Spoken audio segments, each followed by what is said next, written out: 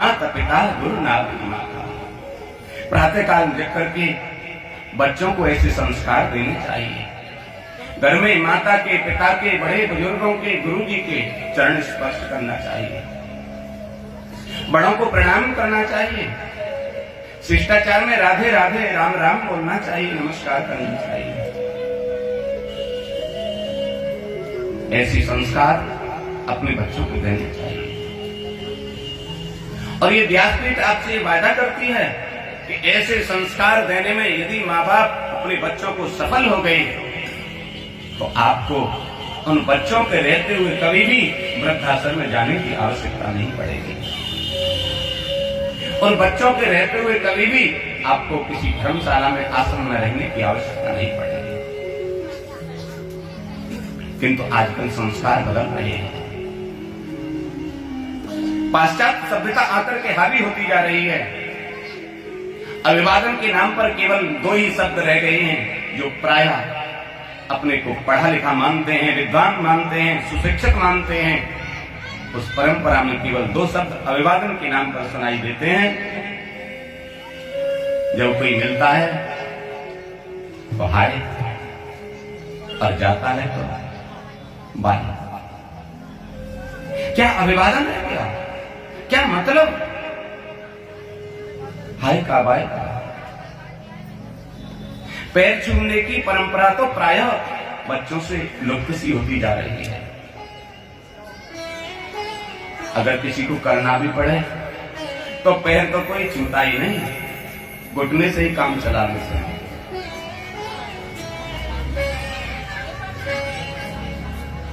इसमें हमारी शिक्षा का भी बड़ा योगदान है।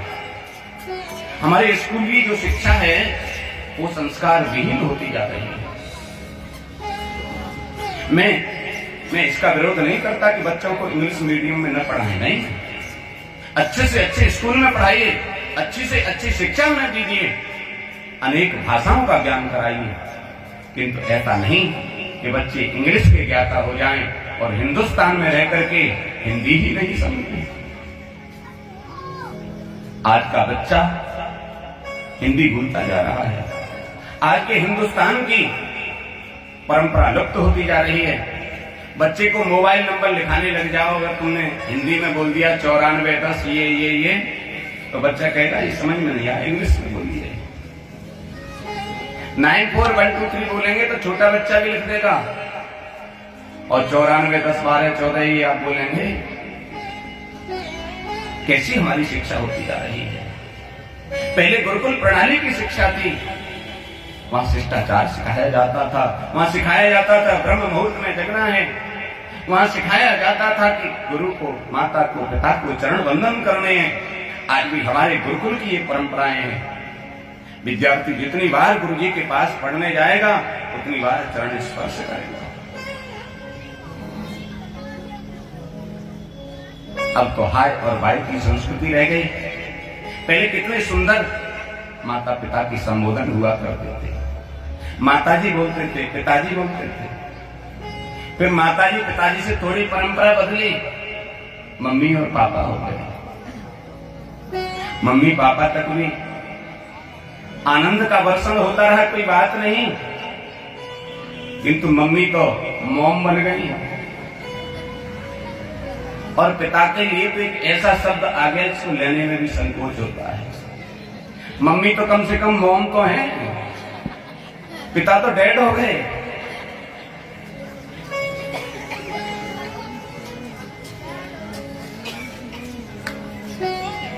हमें अपने बच्चों का, मैंने पहले या दूसरे दिन भी आपको बताया था कि 5 वर्ष से 15 वर्ष तक के बीच की आयु जो बच्चों की है, उस 10 वर्ष में यदि बच्चों पे आपने ध्यान दे लिया, बच्चों को संस्कारी बनाया, बच्चों को पढ़ाई लिखाई पे ध्यान दे दिया, तो फिर आपके बच्चे की कामयाबी अधूरी नहीं रह सकती।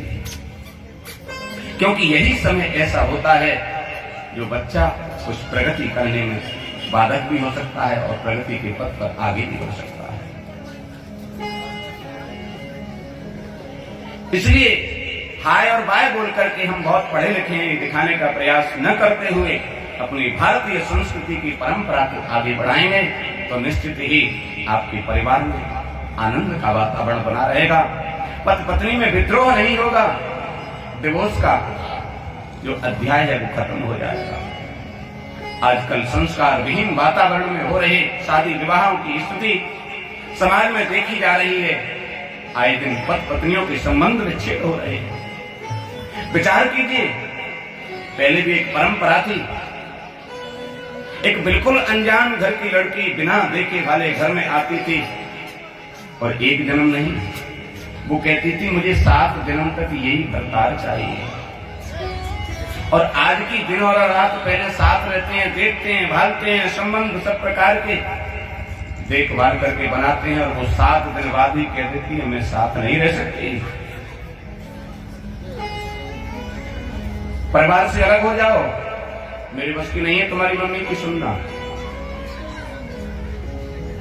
कोई बात नहीं, मम्मी की सुनने की मना करती है और 10, 15 दिन, 20 दिन बाद वो अपने स्वामी की भी सुनने की मना करने लगती है। अंततः स्त्रियां ये आ जाती हैं तू अलग रहे मैं अलग रहूं। ऐसी स्थिति क्यों आ रही है, ये चिंतन करने की आवश्यकता है। आप समाज के बहुत बड़े अंग हैं, आपको चिंतन करना है कि इसका सिर्फ एकमात्र कारण जो मैंने सोचा या पाया, एकमात्र कारण है कि बच्चों में संस्कारों का अभाव होता जा रहा है। बच्चे माता पिता से दूर होते जा रहे हैं, माता पिताओं के दिए गए संस्कार से विहीन होते जा रहे हैं। इसी वजह से ऐसी परिस्थिति पैदा हो रही है। इसलिए ऐसी परिस्थिति पैदा न हो, हम बच्चों को संस्कारी बनाएं।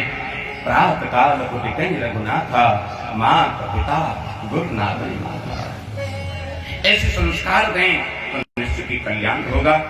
भगवान सुखदेव कहते हैं राजन, भगवान श्री कृष्ण के चरित्र को देखने की आवश्यकता नहीं है।